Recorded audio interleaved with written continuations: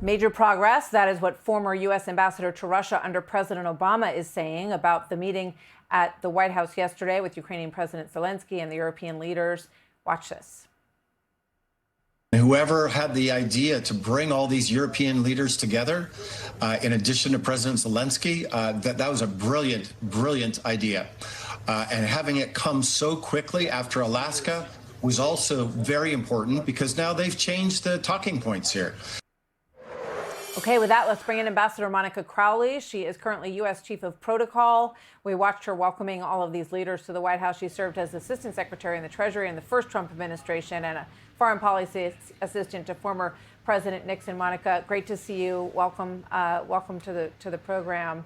You have been very busy. Here's a photo of you shaking hands with President Putin on the tarmac in Alaska.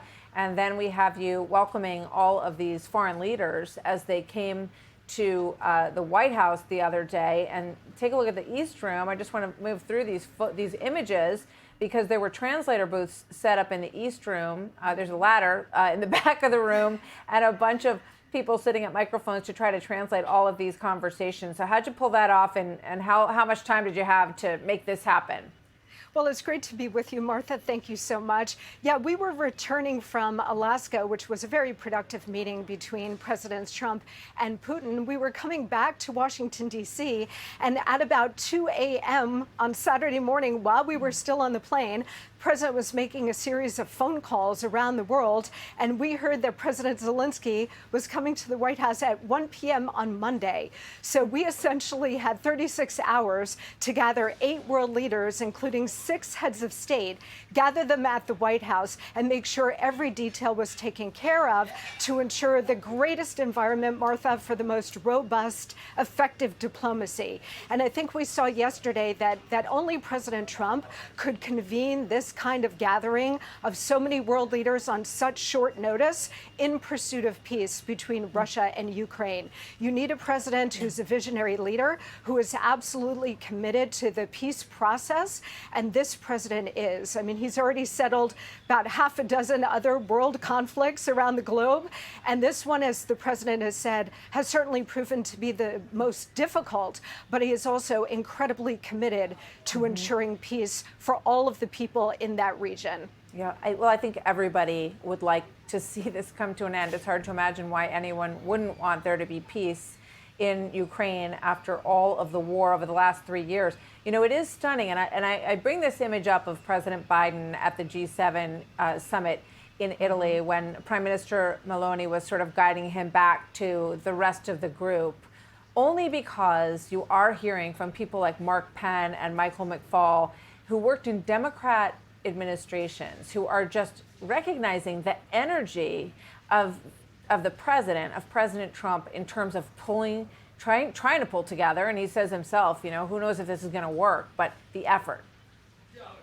Yes, 100%, Martha. I mean, we all talk about the superhuman strength and superhuman energy of President Trump. He literally works around the clock to make America great again, of course, but he also has these external issues like the war between Russia and Ukraine, which, as he says, would never have started if he had been president. It certainly didn't start in his first term, but he is left with a lot of issues that are very complicated, very dangerous.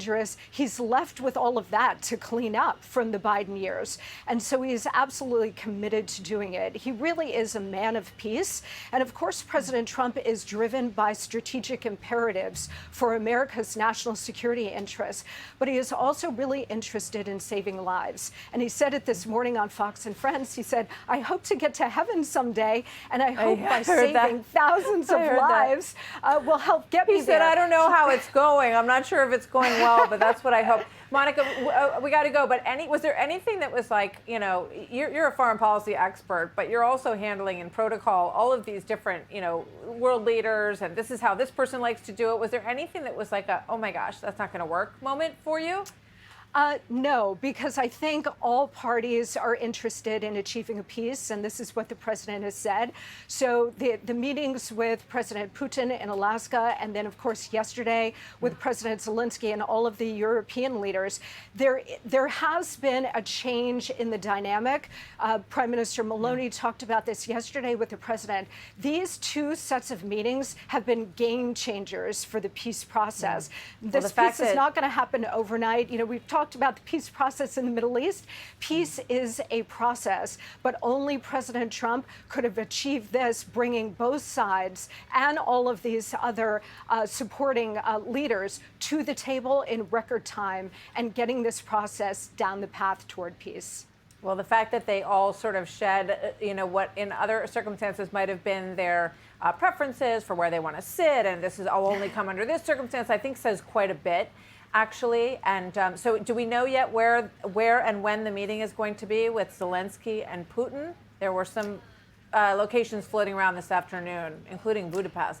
Yes. Well, I don't want to get in front of the president and any announcements that he may want to make on that. But it was reported this morning that, you know, the president is a man of immediacy and urgency, especially when it comes to saving lives and ending conflicts. So he has indicated that he wants it to happen sooner rather than later. And so that bilateral between Presidents Putin and Zelensky could happen within the next 2 weeks, Martha. Okay, we'll be watching. Ambassador Crowley, thank you very much. Great. Hey, Sean Hannity here. Hey, click here to subscribe to Fox News YouTube page and catch our hottest interviews and most compelling analysis. You will not get it anywhere else.